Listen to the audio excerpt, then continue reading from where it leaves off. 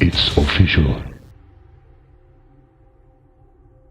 Enough time has passed regarding Mortal 1 Kombat's release that I think I'm ready to start talking about it with regards to spoiler territory, its plot, its characters, and the like. But as this channel has so far been built on the back of my first major video, I think it's appropriate now to release a follow-up video with the new game released featuring Kahn as a playable character once again, and a prominent antagonist in the story, for better or for worse. So, I think the best way to cover this is to go over his role in the story, compare it to previous incarnations of the character, and see where it falls apart. Though personally, it's pretty much all downsides. The first time we actually see him in the story is a serviceable scene. We learn exactly what we need to know about this incarnation of the character right away. General Shao, instead of being the Emperor of Outworld, is now the military general. He serves Empress Sindel and commands the Outworld militia. He's clearly no different from MK11. He's very outwardly hostile for honestly no reason. Like, I get Shao Kahn has always been an enemy of Earth, villainous and obviously hostile to its citizens and fighters, but then he had a reason. Shao Kahn was a conqueror, and he was constantly looking to expand his domain by finding other realms and claiming them as his own. In doing so, he was able to further cement his seat of power and expand his empire. He didn't really have a reason to be friendly or play nice because anybody who met him wouldn't do so under friendly circumstances. But in this, it doesn't make sense? I don't know, there's something strange seeing him act this way, even though it worked before in previous timelines. Now, before anybody brings up the Oracle's prediction that Liu Kang was going to betray Sindel and put Outworld in jeopardy, he already knew that was a lie. He had been conspiring with them around the time the game started, although there is a potential explanation in that since he was already conspiring with the other villains, he was likely already being fed poison to make him disillusioned with the crown. Although, you have to wonder if that already existed prior or if it came about as a result of Shang Tsung's meddling. By the way, I'd like to briefly mention that, once again, Shang Tsung is being hailed over Shao Kahn in the story. I'm starting to hate him as much as Quan Chi and MK9, and no, the later reveal doesn't justify this, because it's built on the back of an already shitty and utterly butchered story that already didn't understand Shao Kahn's character, or really anyone's. My biggest issue comes from this line. You presume them frail, General. Should you? Given how frequently they win this tournament? This right here is how to undermine the threat of your antagonist 101. There's no reason or precedent to actually fear this guy because Outworld always loses the tournament anyway, and his familiarity with Liu Kang implies he's been around for more than one of these tournaments and lost. So right away, there's zero reason to be the least bit concerned about this guy because there's no way he's gonna win gameplay-wise, and narratively, he never has either. So all of his accolades, all of his accomplishments mean absolutely nothing and just serve to make him look even more laughable. Who would win? One top-of-the-line war general with military achievements too big to count, or one monk boy? Felled by a simple farmer. And it's not like we're given much reason to worry either, as Raiden fights multiple opponents back-to-back and beats all of them, including what should be two of Outworld's absolute best fighters, Kitana and Shao Kahn. So he beats Kitana, claims she fought well, then goes right on to defeat Shao Kahn without any issue whatsoever. At least in MK9 they didn't have Kung Lao beat Shang Tsung and Quan Chi and Kintaro back-to-back, then go on to defeat Shao Kahn. They gave that victory to Liu Kang, who was fresh and ready to go. It's just a complete joke, and naturally Kahn acts like a total bitch afterward. The dinner party was also stupid. They really can't give Kahn any sort of charisma and just make him the whiniest, most annoying character in all of Mortal Kombat. Like, shut up already. Every scene he's in, he's not villainous or threatening. He's just really grating to listen to, and the writers go out of their way to make sure he comes across as unpleasant to be around as possible. May I speak freely, Your Majesty? Again with this? If you must.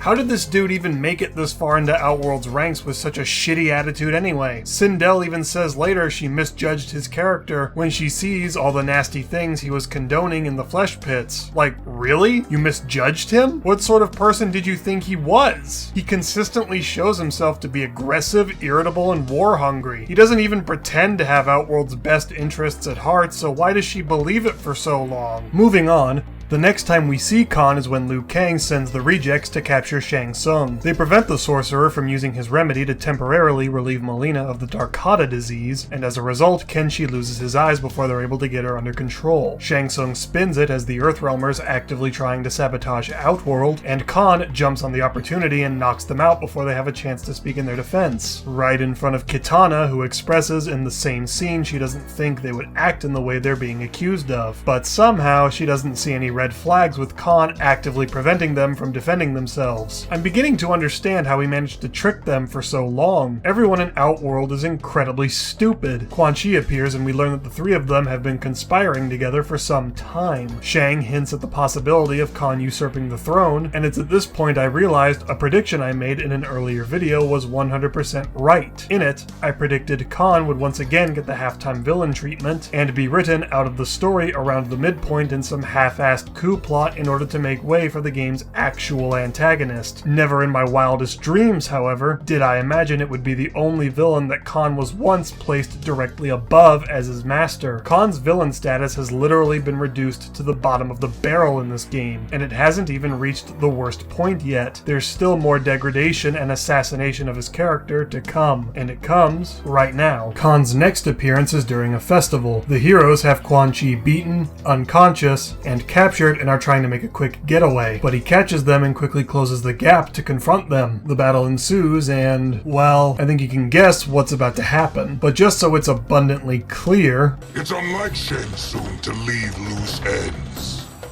Now that I'm free of him, I'll reveal your conspiracy to all of Outworld. You'll do nothing of the kind. You won't silence me, General. just like that, every ounce of credibility, every bit of respect, every fraction of Kahn's reputation that was carefully accumulated by Midway over the course of his tenure, slowly chipped at bit by NetherRealm, has at long last been assassinated completely. There's no shell, no phantom remnant left of who he used to be anymore. Now Shiao is just another one of the bad guy jobbers who gets beat by the historically other bad guy jobbers, and one of the lamest versions of him too, no less. Gave him the typical cringe Twilight hot guy look and handed him a victory over Shao fucking Kahn. By this point, I'm beyond livid. I'm past disappointed and enraged. I can barely bring myself to enjoy this character anymore. Shao Kahn fans, we are not eating. We're not even being starved. We've been devouring gourmet for so long, and now we're being force-fed the dollar store brand knockoff and being told we should like it with the flimsiest of excuses as justification. I don't care if it's a new timeline.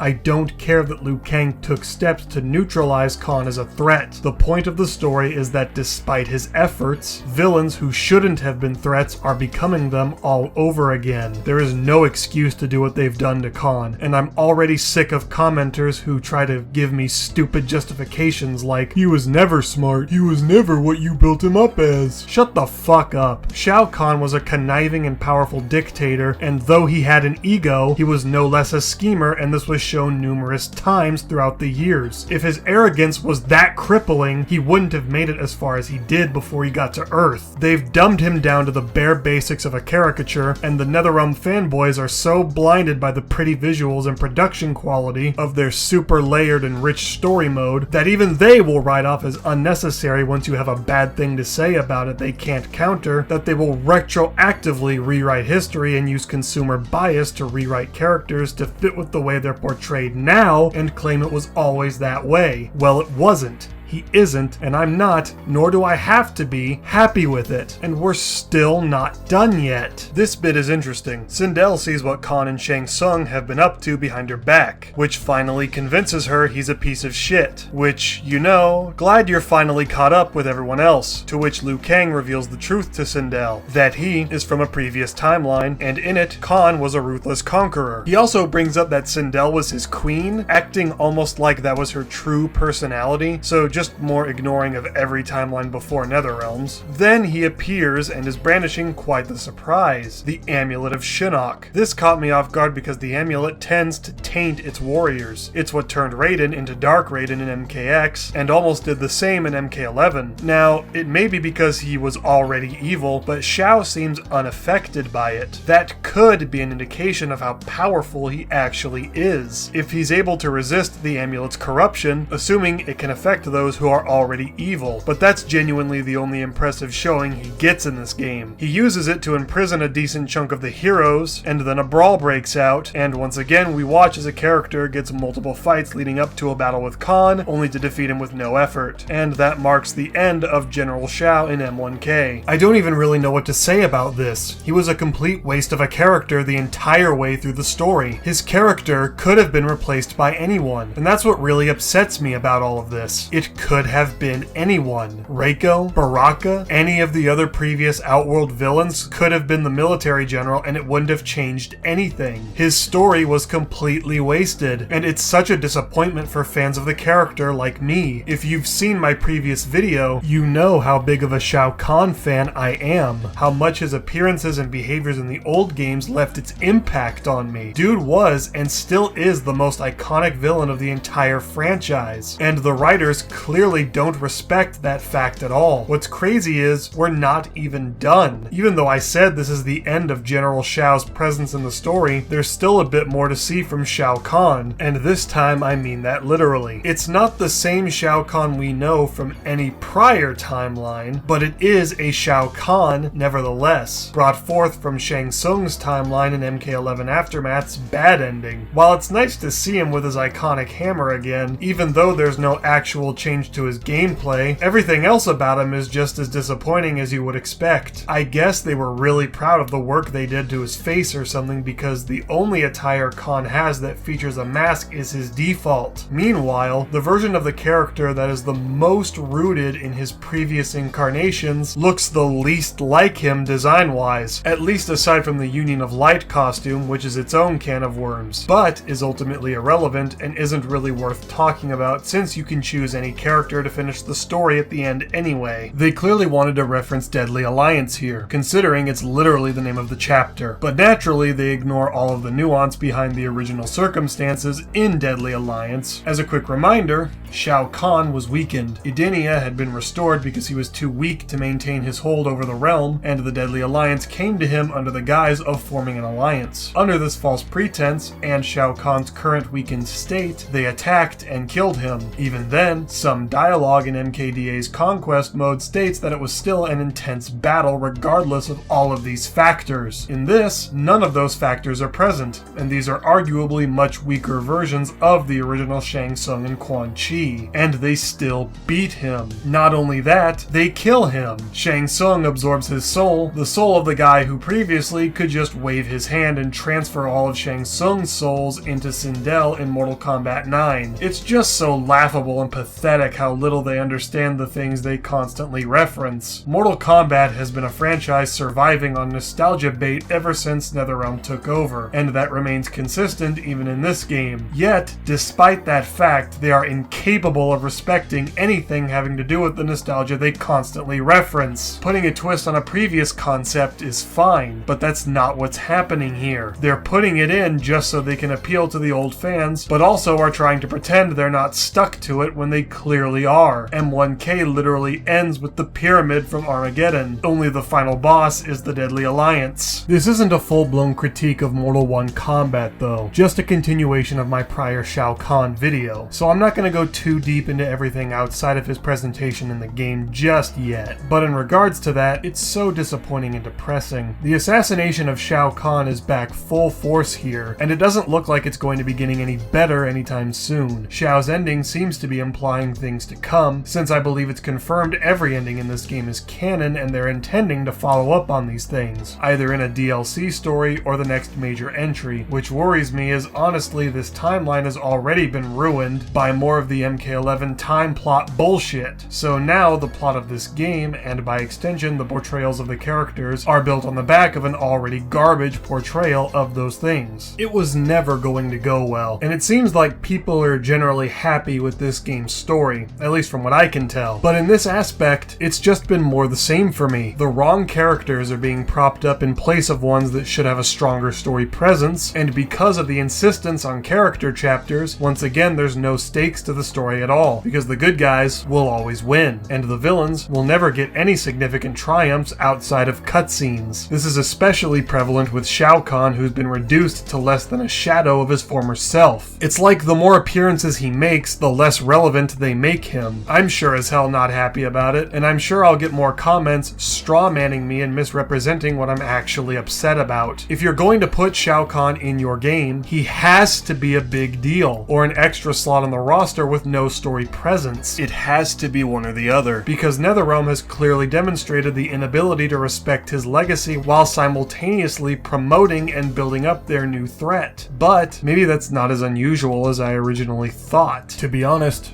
I'm worried. I'm worried that this new timeline will be cemented for the remainder of the franchise, that these new takes on the long-established characters and dynamics will become reality, and I'm not ready to accept that, especially with regards to Shao Kahn. I genuinely didn't think it would be possible to make me miss the MK11 interpretation of the character, but here we are.